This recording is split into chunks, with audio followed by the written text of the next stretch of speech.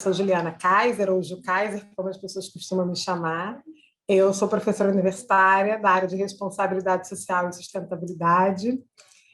Estou nessa área há 15 anos, então eu trabalho em algumas universidades aqui do Rio de Janeiro e eu entendi, num determinado momento da minha vida, que eu precisava fazer a minha voz chegar para mais pessoas e entendi que eu poderia fazer isso através de um negócio que tivesse um DNA digital. Por isso, eu criei a Trilha de Impacto, que surgiu no início da pandemia. A Trilha de Impacto é uma iniciativa social que apoia empresários que querem investir na área social e na área ambiental e não sabem exatamente como eles podem fazer, e também pessoas físicas que querem fazer transição de carreira, trabalhar na área de sustentabilidade ou área de responsabilidade social dentro de empresas, continuar no corporativo, ou pessoas físicas que querem fazer uma virada de chave na vida e fazer um trabalho remunerado, ser bem remunerado para trabalhar na área ambiental e na área social. A Trilha de Impacto é uma iniciativa nova, tem menos de um ano, mas eu já estou nessa estrada há 15 anos, então mobilizando grupos vulneráveis, indígenas, quilombolas, pessoas que moram em bolsões de pobreza, em favelas do Brasil todo. E agora, com toda essa crise, que não é só brasileira, é global, a gente tem tido muito trabalho, a gente percebe que as pessoas estão os brasileiros estão cada vez mais interessados em olhar para os seus negócios e perceber que impacto positivo eles podem causar no mundo.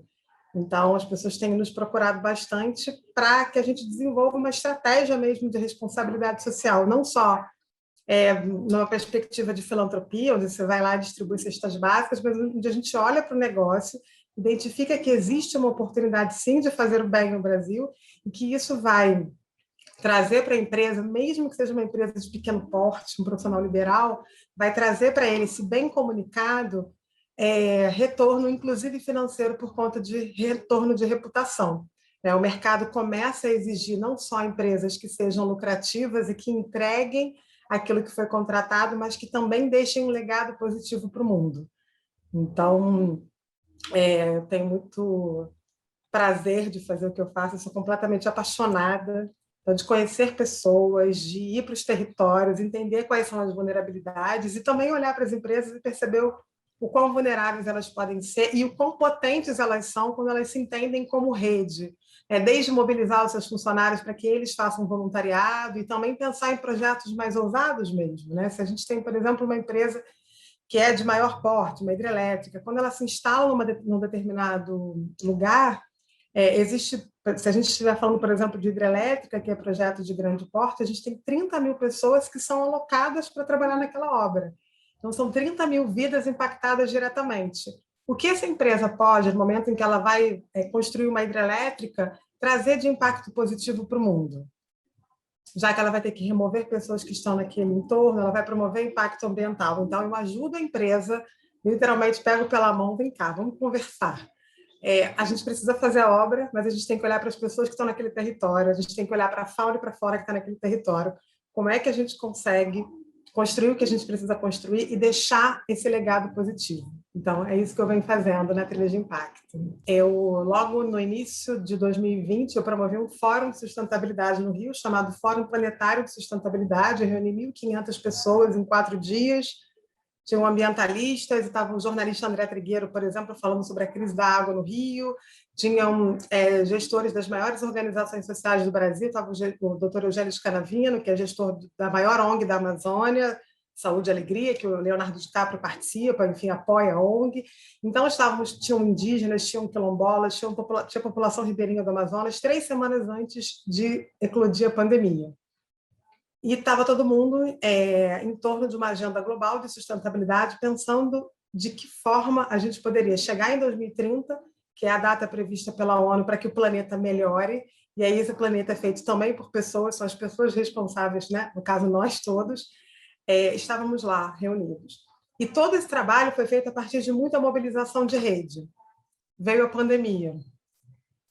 A minha interrogação era, eu não podia ir mais até a Amazônia para chamar essas pessoas, porque quando eu estou lidando com população indígena, população ribeirinha, a internet ainda é uma grande dificuldade. Então, muitas das vezes, esse trabalho todo de mobilização e de ajudar as empresas a entender a estratégia de responsabilidade social, eu faço indo até o território. De repente, eu não tinha mais essa possibilidade, mas eu tinha o meu WhatsApp lotado de mensagens de pessoas de diversos grupos vulneráveis do Brasil todo que estavam em muita dificuldade. E aí eu fiquei pensando de que forma eu consigo potencializar esse apoio, porque as empresas também me procuravam querendo ajudar e não sabiam como fazer, já que não tinha políticas públicas para poder atender a população mais vulnerável no início da crise, no início da pandemia. Então, o desafio é como é que eu consigo fazer isso no digital, no quadradinho, lá no Instagram? De que maneira eu consigo mobilizar essa rede e dizer para as pessoas, olha, a gente consegue conectar empresas grandes com projetos socioambientais, empresas pequenas, empresários, microempreendedor individual que quer fazer o bem, não sabe exatamente como fazer, a gente desenha isso em forma de estratégia, cria os KPIs, cria os indicadores todos, ajuda a fazer prestação de contas, consegue criar uma estratégia alinhada, uma estratégia global, prevista pela ONU, etc. A gente consegue colocar isso numa agenda global.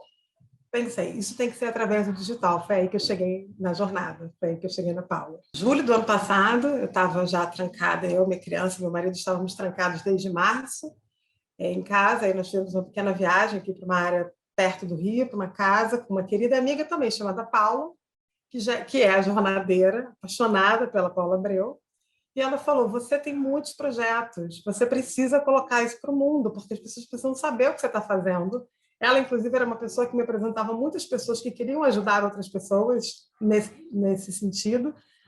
E daí eu falei, mas Paula Abreu? Quem é a Paula Abreu? Me explica isso. Ela falou, você tem que entrar. E aí ela me mostrou o Instagram da Paula Abreu, Escolha Sua Vida. Eu enlouqueci, eu falei, gente...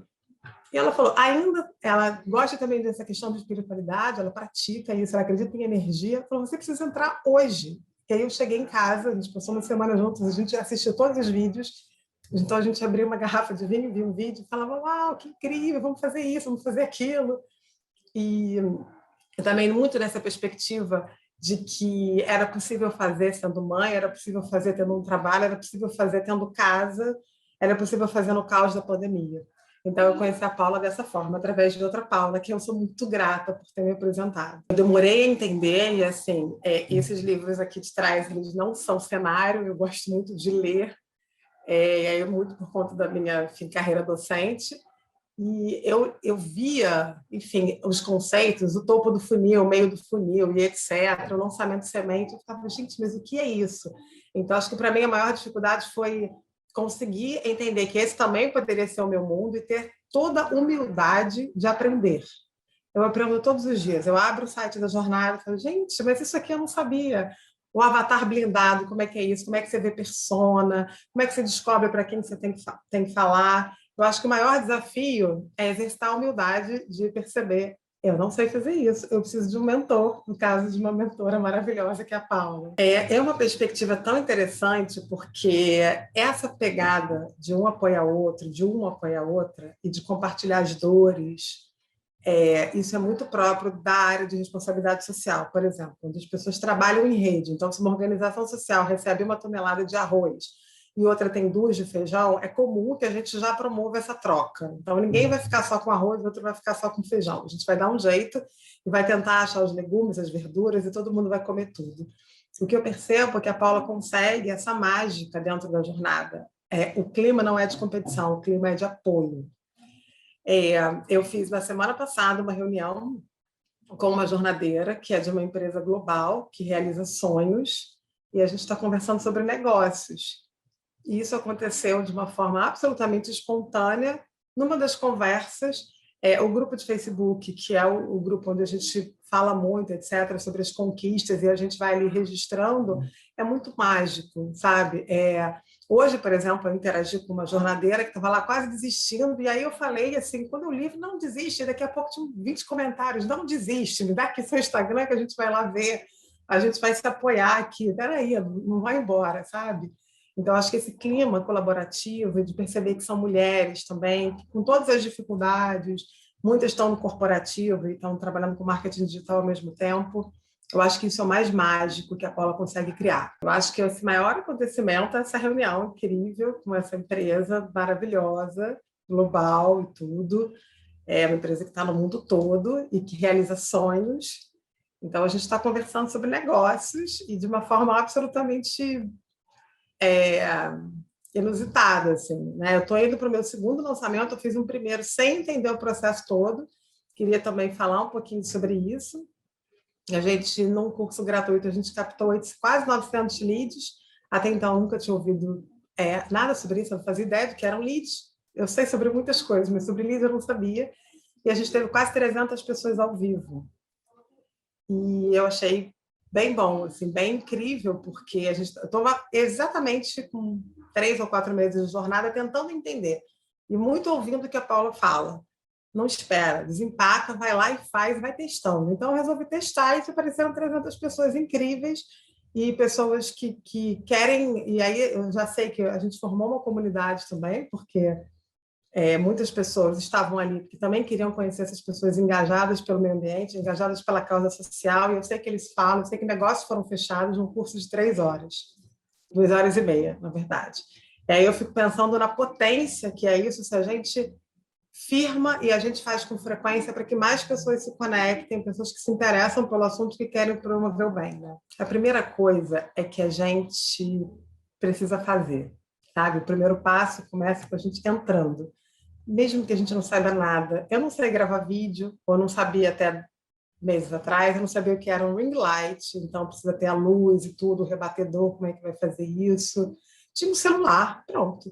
Então, assim, você está na dúvida, entra. As mulheres são absolutamente reais, são mulheres possíveis. E existe uma coisa muito, muito interessante, quando a gente vai conhecendo as mulheres com 2, com 3, com 4 filhos, que são executivas e que estão na jornada, você pensa, mas que hora você dorme? Ah, eu durmo, porque eu faço uma planilha.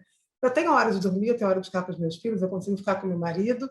Então, e há uma coisa muito, muito, muito que eu acho que quero deixar de dica para todo mundo, que existe uma potência nesse fazer, quando a gente percebe que, e especialmente quando para mim, um super desafio, eu não conhecia nada de Instagram, a gente percebe que a gente consegue, que o método funciona. E aí isso não tem preço, sabe? Então, essa é a dica, assim, desempaquem. Então, se está na dúvida se vai se matricular ou não, não espera não, vai lá. Vem, né? Vem porque é uma mulherada muito potente.